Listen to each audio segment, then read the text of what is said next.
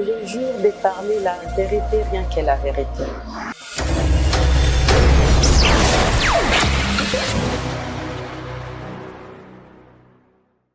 Je m'appelle Madame Nicole Kavira.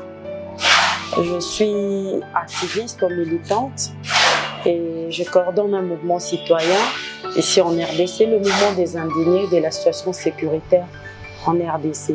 Membre de plusieurs réseaux aussi, national ainsi que régional, et féministe, et professionnel de santé et de formation, et ça continue, donc la liste n'est pas exhaustive.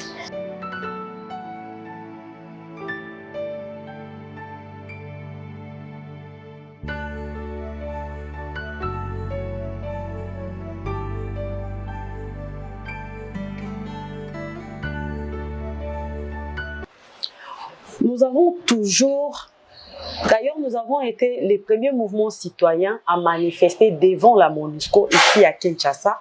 C'était au mois de septembre 2019 pour exiger le départ de la MONUSCO. C'est là où tout a commencé jusqu'à aujourd'hui, là où nous sommes arrivés. Nous avons eu à mener des analyses et à voir la mission qui a amené la MONUSCO ici en RDC.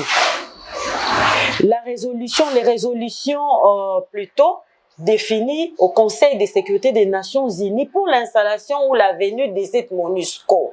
Ensuite, des années plus tard, la MONUSCO a même aménagé une de ces résolutions pour dire qu'elle est maintenant au centre de l'action avec sa brigade d'intervention. Mais la MONUSCO n'intervient jamais, n'attrape aucun rebelle, ne tue aucun rebelle. Aujourd'hui, voilà, la population se soulève pour exiger le départ de la MONUSCO. La MONUSCO tire à bout portant sur les manifestants. Nous sommes très indignés et nous ne comprenons pas pourquoi les autorités du pays traînent à prendre cette décision du départ immédiat de cette MONUSCO de notre pays.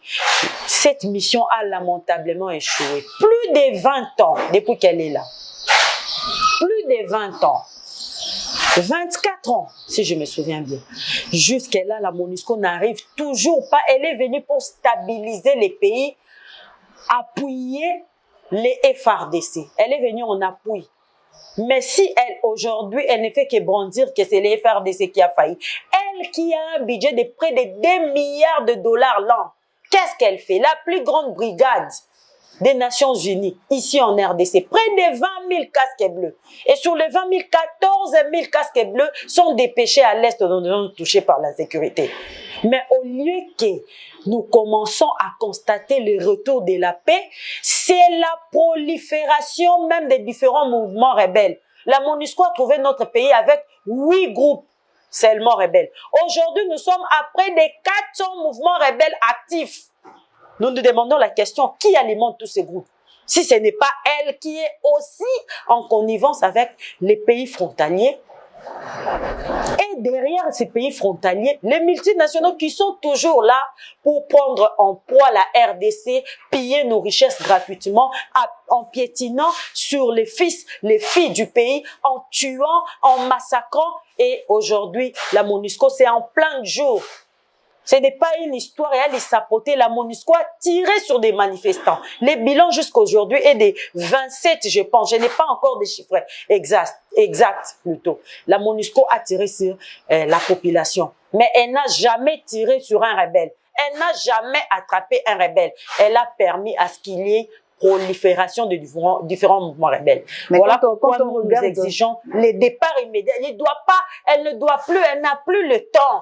Nous refusons même son retrait là progressif. Nous voudrons qu'elle quitte maintenant et que nous puissions voir comment organiser, réformer, structurer notre armée. Si les Nations Unies veulent nous aider, qu'elles prennent les fonds ou qu'ils prennent le fonds, qu'ils mettent pour le fonctionnalité ou le fonctionnement de la MONUSCO, qu'ils mettent ça dans la réforme des FARDC. Là, nous allons accepter, nous allons sentir que les Nations Unies veulent nous aider. Sinon, pour nous, la MONUSCO doit quitter. Parlons un peu de l'arrivée de M. Blinken. Blinken, je ne sais pas trop. Blinken, voilà. C'est une diplomatie. Il vient, il échange avec nous, il échange avec les autorités, il parle aussi du rôle ou de l'appui de l'Amérique ou des États-Unis plutôt, concernant le processus électoral, concernant la stabilité du pays. Mais aucun Américain ne viendra mourir pour le Congolais. Aucun Tanzanien, aucun Sénégalais, Philippien, Népalais, ça déjà les brigades là de la MONUSCO à l'intérieur, il y a plusieurs pays africains tout comme d'autres pays sud-africains, je ne sais, d'autres pays asiatiques. Mais il n'y a toujours pas de solution. Cela veut dire qu'il n'y a aucun étranger qui viendra finir la guerre en RDC. Aucun étranger ne viendra mourir pour le Congolais. Blinken peut parler, peut donner ses avis, mais pour libérer ou mettre fin aux atrocités de notre pays, c'est à nous-mêmes le Congolais, en commençant par arranger l'armée congolaise. L'armée congolaise n'a jamais été ainsi depuis toujours. L'armée congolaise a commencé à avoir des failles ou à être détruite justement le jour où la MONUSCO encore a demandé ou a cherché à demander aux autorités de notre pays d'accepter ces rebelles, de mener l'opération de la reddition des ex-chefs rebelles au sein de notre armée. Par l'opération de brassage et mixage des ex-chefs rebelles dans notre armée. C'est là où le problème a commencé dans notre armée. On a pris tous ces ex-chefs rebelles qui n'ont jamais répondu de leurs actes alors qu'ils ont commis des exactions indescriptibles, des auteurs des crimes de guerre, crimes contre l'humanité, crimes de génocide. Ces gens, on les a brassés, on les a mis au sein de notre armée. Et parmi eux, il y a ceux qui dirigent même les opérations des offensives. Il y a même ceux qui dirigent l'état des sièges. Vous imaginez? Les victimes, les rescapés, qui sont là et qui voient et qui connaissent tel autre officier qui a mené des opérations ici, qui a massacré, qui a enterré vivant, qui a mené, qui a commis des exactions impossibles et indescriptibles. Revenir avec la tenue des FARDC et dire qu'il va mener des offensives. Qui va croire d'abord à cette personne? Ça, c'est un. Deuxièmement, qu'est-ce qui nous dit que ce n'est pas lui qui continue à entretenir encore d'autres groupes pour continuer à manger et à déstabiliser les pays? Vous voyez, voilà pourquoi nous sommes dans la logique où il n'y a plus de place à faire à tout ce mouvement rebelle qui continue à naître comme des champignons. Nous devons, chacun doit faire sa part de choses. Les M23, nous l'avons toujours dit, c'est un montage de la part du Rwanda. C'est connu de tous, ce n'est plus un secret. C'est le Rwanda qui manipule, qui est caché derrière les M23. Oui, Blinken. Est-ce qu'il peut nous dire ou nous démontrer quel jour les FDLR sont entrés au Rwanda, ont éventré les femmes enceintes, ont enterré des femmes vivantes, ont tué, ont massacré, ont commis? Non, nous devons faire la part des choses. La RDC, les FDLR, je ne vois pas quel jour ou en quel moment, en quelles circonstances ils sont allés tuer, massacrer, occuper des terres. Nous n'avons jamais eu, nous avons suffisamment l'espace chez nous en RDC. Nous n'avons jamais eu nous n'avons jamais eu l'intention ou l'idée d'aller prendre une partie des terres au Rwanda. Nous avons notre espace à nous. C'est à eux de nous expliquer qu'est-ce qu'ils veulent derrière les M23. Pourquoi ils se cachent derrière les M23 pour déstabiliser l'Est? Pourquoi ils sont dans ces plans machiavéliques de balkanisation qu'aucun Congolais patriote n'acceptera d'accompagner? C'est à eux de nous le dire.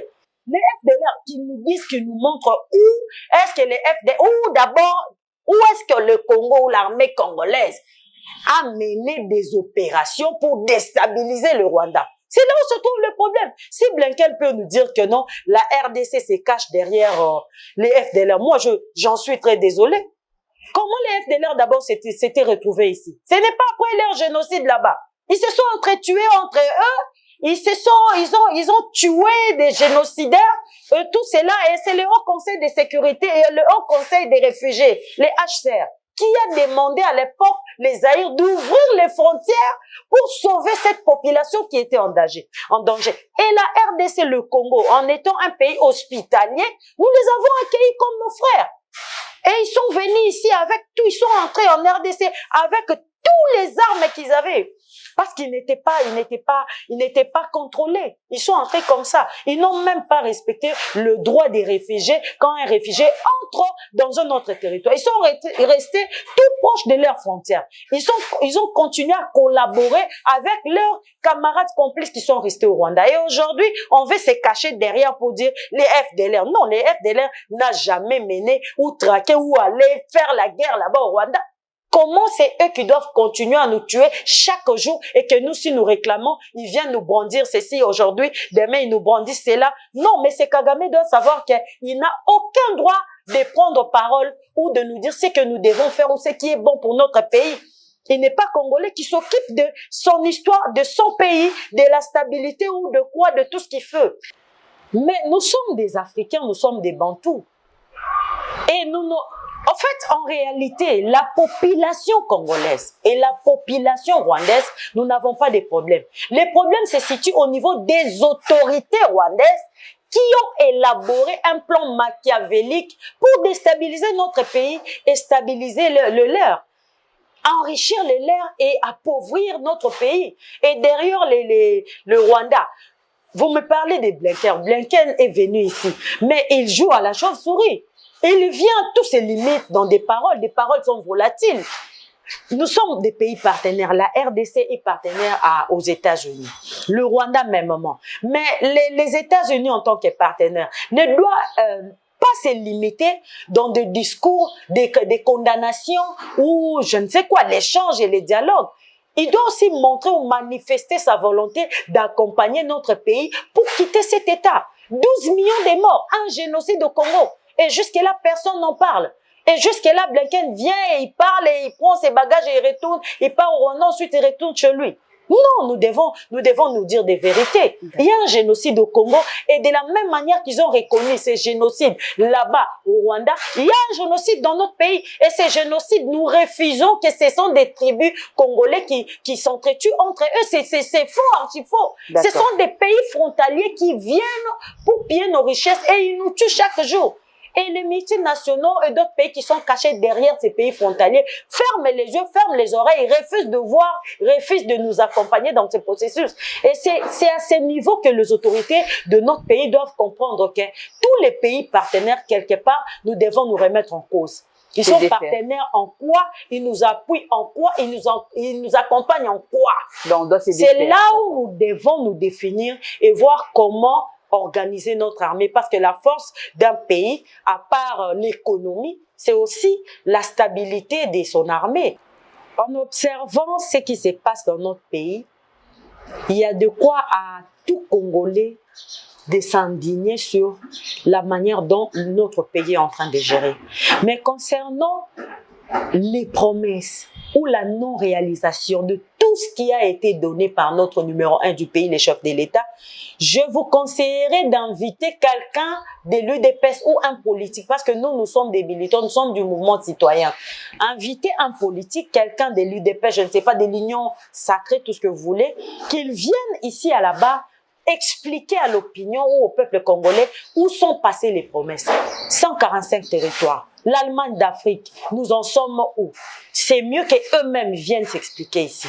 Ma pensée d'abord, je veux la donner, la fixer à cette population victime des atrocités pendant près de 30 ans. On parle de 3 décennies bientôt. Nous sommes des cœurs avec eux. Et la lutte que nous menons, les combats que nous menons aujourd'hui, c'est pour que cette partie du pays recouvre la situation d'avant, recouvre sa sécurité, recouvre sa dignité. Et toute la RDC, tout le Congolais, les patriotes qui me suivent, qui puissent connaître et savoir que ce n'est pas seulement une partie, c'est la RDC qui souffre par rapport à cette partie du pays qui n'est jamais en paix, que les sangs est en train d'être versés chaque jour. Le pays ne saura pas avoir de stabilité sans que nous puissions nous impliquer, nous imprégner, intégrer la lutte et exiger à ce que ces atrocités finissent et que la justice soit faite. Les auteurs répondent de leurs actes. Ils sont ici, il y a des ministres, je ne sais pas, des gouverneurs qui ont des mains tâcher de sang. Comment le pays peut recouvrer sa stabilité, sa dignité? Voilà le mot de la fin et que nous sommes de cœur avec cette population de l'Est du pays, le Nord Kivu, l'Ituri, les Kasaï avec le Kamonyanta, ou même les victimes de massacre de Yumbi. Il y en a beaucoup, même ici à Kinshasa, il y a des choses, des scènes indescriptibles qui commencent à se passer. Avec les Koulouna et tous ces phénomènes. Et là, on casse chez toi, on entre, on pille, on te menace, on viole, tout ça. C'est vraiment, nous sommes des cœurs avec eux et nous continuons cette lutte avec force. Nous leur demanderons d'accompagner, de ne pas rester inactifs, d'intégrer la lutte. Pour libérer les pays, il faut vraiment intégrer la lutte.